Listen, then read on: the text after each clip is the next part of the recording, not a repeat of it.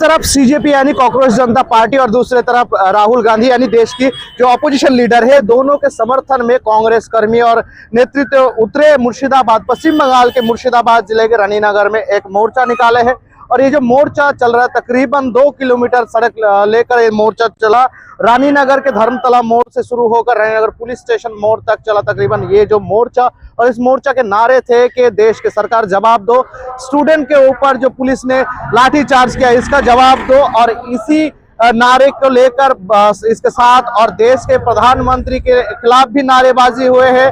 अगले दिनों में सरकार बदलने का नारेबाजी भी यहीं से शुरू हुआ है। और ये जो नारे लगा रहे हैं कांग्रेस कर्मी और समर्थक, उनके साथ जो नेतृत्व है ये लोग, और नारे में बार बार एक ही बात दोहराया जा रहा है कि केंद्र सरकार का बदलाव चाहिए और नरेंद्र मोदी जवाब दो, स्टूडेंट के ऊपर क्यों हमला हुआ है। ऐसे ही नारेबाजी चल रहा है पश्चिम बंगाल के मुर्शिदाबाद में। और हम वहां से दिखा रहे हैं आपको वही जो विजुअल्स है वो दिखा रहे हैं, जो बाइट है वो दिखाने की कोशिश कर रहे हैं।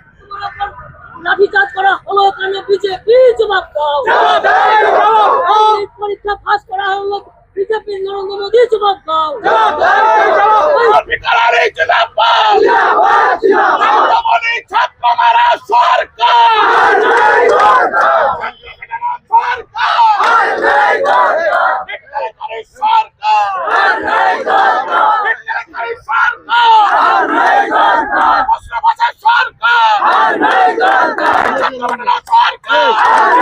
पश्चिम बंगाल के मुर्शिदाबाद से कैमरामैन रुबेल के साथ रफिकुल इस्लाम, टीवीएन हिंदी।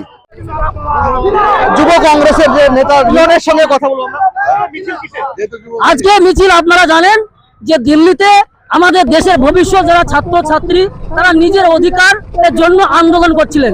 সেই দিল্লির যে বর্বরিত দিল্লি পুলিশ বিজেপি সরকার তাদের উপর যে অন্যায়ভাবে লাঠিচার্জ করেছেন এবং সেই ছাত্র যুব আন্দোলনকে সমর্থনের জন্য আমাদের রাষ্ট্র নেতা এবং পার্লামেন্টের বিরোধী দলনেতা রাহুল গান্ধী তিনি কিন্তু প্রধানমন্ত্রীর বাসভবনের সামনে তিনি আন্দোলনে বসেছিলেন শান্তিপূর্ণভাবে।